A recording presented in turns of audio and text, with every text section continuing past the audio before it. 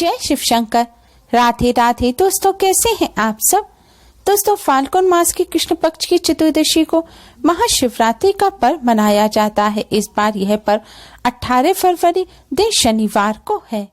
महाशिवरात्रि के दिन भक्त भोलेनाथ की कृपा प्राप्त करने के लिए व्रत और पूजन करते हैं। जगत में रहते हुए मनुष्य का कल्याण करने वाला व्रत है महाशिवरात्रि। इस व्रत को रखने से साधक की सभी दुखों पीड़ाओं का अंत हो जाता है। साथ ही भोलेनाथ की कृपा से सभी मनोकामनाएं भी पूर्ण होती हैं। महाशिवरात्रि के दिन भगवान शिव शिवलिंग के रूप में प्रकट हुए थे, इसलिए इस दिन भगवान शिव के शिवलिंग का पूजन करने से कई हजार गुना अधिक पुण्य फल प्राप्त होता है।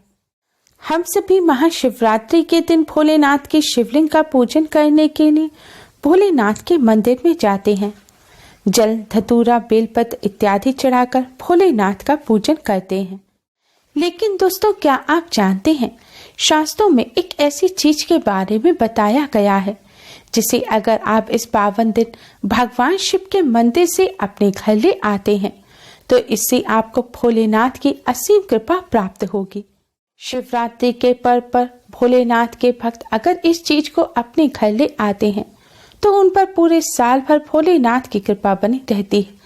भोलेनाथ की कृपा से घर पर कोई संकट नहीं आता।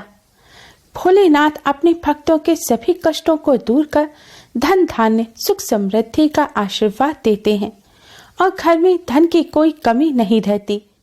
भगवान शिव मां पार्वती के साथ ही धन की देवी मां लक्ष्मी की कृपा से धन संबंधी समस्याएं भी दूर हो जाती हैं और घर में सुख समृद्धि का वास होता है। भोलेनाथ की कृपा से सभी मनोकामनाएं भी पूरी हो जाती हैं। तो आइए दोस्तों, जानते हैं ऐसी कौन सी चीज है जिन्हें आज के दिन भगवान शिव के मंदिर से अपने घर अवश्य ही ले आना चाहिए। दोस्तों, भगवान शिव की कृपा प्राप्त करने के लिए कमेंट बॉक्स में जय शिव शंकर, जय भोलेनाथ जरूर लिखें। दोस्तों, जैसा कि हम सभी जानते हैं, बेलपत्र भगवान शिव को अत्यधिक प्रिय है। बेलपत्र के बिना भोलेनाथ का पूजन अधूरा रहता है। स्कंद पुराण शिव पुराण के अनुसार बेलपत्र को मां पार्वती का रूप माना जाता है और बेलपत्र के मूल में सभी तीर्थों का वास होता है।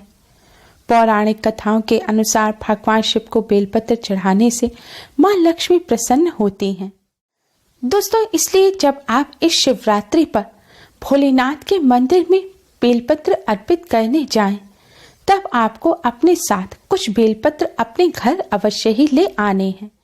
आप भगवान शिव के मंदिर में जाकर पहले भोलेनाथ की शिवलिंग का जल से अभिषेक करें। उसके पश्चात आपको भोलेनाथ की शिवलिंग पर बेलपत्र अर्पित करने हैं।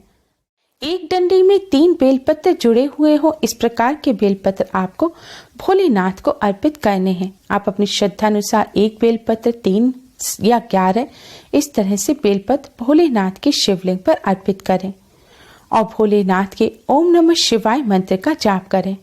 महिलाएं नमः शिवाय मंत्र का जाप करें। इस तरह पूजन करने के पश्चात दोस्तों, आपको भोलेनाथ की शिवलिंग पर पहले से चढ़े हुए जो बेलपत्र हैं, जिन्हें थोड़ी थोड़ी देर पर शिवलिंग पर से उतारकर साइड में रख दिया जाता है, उन बेलपत्र में से आपको 3 बेलपत्र अपने घर लेकर आने हैं।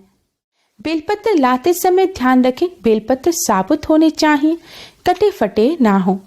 एक डंडी में जो 3 बेलपत्र जुड़े हुए हो, ऐसा एक बेलपत्र माना जाता है। इस प्रकार से आपको 3 बेलपत्र लेने हैं। इन 3 बेलपत्र को हाथ में लेकर भोलेनाथ को प्रणाम करें और अपने सभी कष्ट, दुख, दरिद्रता को दूर करने की प्रार्थना करें। इस तरह प्रार्थना करने के पश्चात दोस्तों, अब आप इन बेलपत्र को अपने घर ले आएं। फिर इन्हें एक प्लेट में रखें और अपने मंदिर के सामने बैठ जाएं और फिर इन बेलपत्र पर आपको चंदन से ओम लिखना है। बेलपत्र के हर पत्ते पर आपको ओम लिखना है।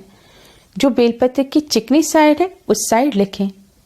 इस तरह लिखने के बाद इसे सूखने के लिए छोड़ दें। जब चंदन से लिखा हुआ ओम अच्छी प्रकार से सूख जाए, तब आपको बेलपत्र के यह तीनों पत्ते एक साथ उठाकर अपने धन रखने के स्थान पर रख देने हैं। आप अपने कैश बॉक्स में, व्यापार स्थल पर भी रख सकते हैं या अपने घर पर ही तिजोरी में या जिस डिब्बे में आप धन रखते हैं उसमें आप इन्हें रख सकते हैं।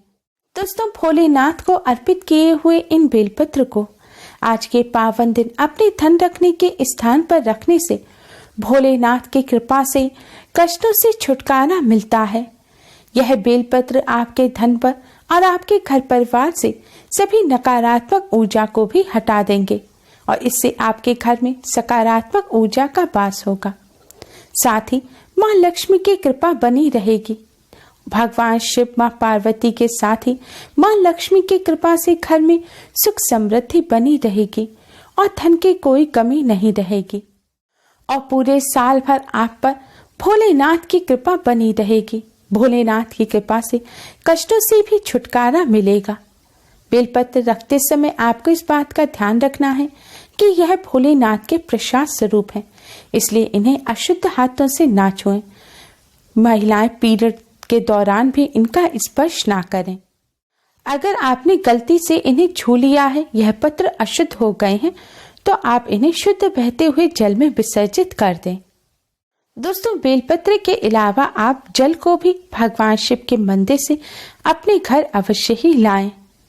आपको वह जल अपने घर लाना है जो शिवलिंग पर से गिर रहा हो। शिवलिंग पर से गिरता हुआ जल आपको एक पात्र में इकट्ठा करके अपने घर लाना है और घर लाकर आपको इस जल का अपने पूरे घर में छिड़काव करना है। आप इस जल का अपनी किचन में, अपने बेडरूम में, लिविंग रूम में, खासकर अपने घर के दरवाजे और खिड़कियों पर अवश्य ही छिड़काव करें। लेकिन ध्यान रखें, अशुद्ध स्थान जैसे कि कचरा रखने का स्थान है और टॉयलेट है, उस जगह आपको इस जल का छिड़काव नहीं करना है।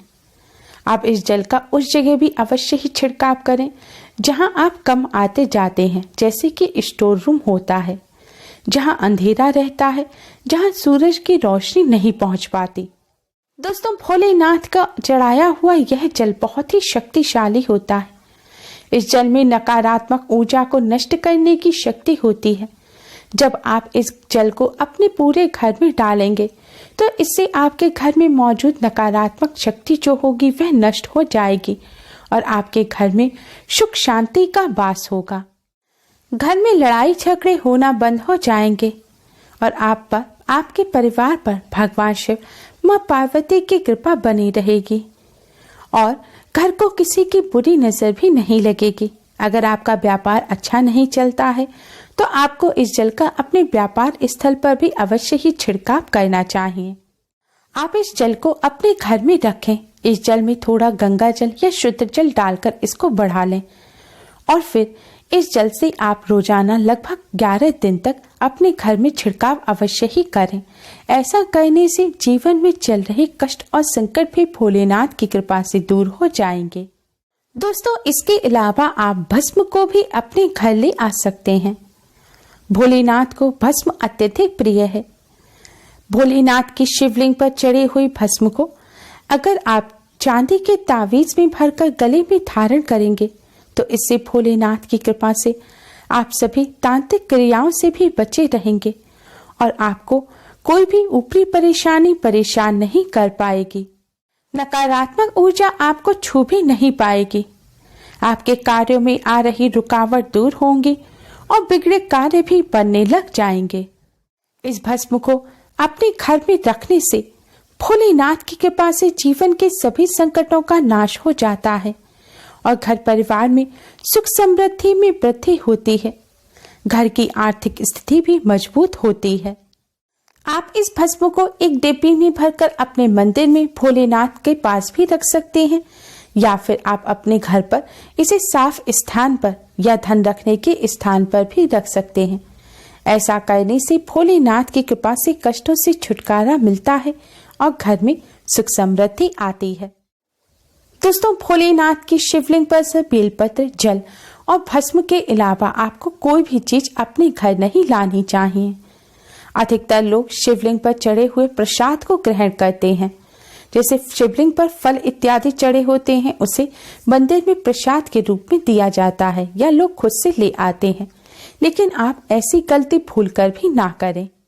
भगवान शिव पर चढ़ा हुआ प्रसाद खाने से पापों का नाश होता है। लेकिन शिवलिंग पर चढ़ा हुआ प्रसाद चंडेश्वर का अंश माना जाता है। चंडेश्वर भूत प्रेतों के प्रधान है, इसलिए कभी भी शिवलिंग पर चढ़ा हुआ प्रसाद नहीं खाना चाहिए। इस बात का अवश्य ही ध्यान रखें। उम्मीद है आपको हमारी ये वीडियो पसंद आई होगी। प्लीज लाइक करें। हमारे इस वीडियो को अपने फ्रेंड्स और रिश्तेदारों में ज्यादा से ज्यादा शेयर करें, जिससे वह भी इसका लाभ उठा सकें। हमारे और भी वीडियोस के लिए हमारे चैनल को सब्सक्राइब करना ना भूलें। Thanks for watching. Radhe Radhe.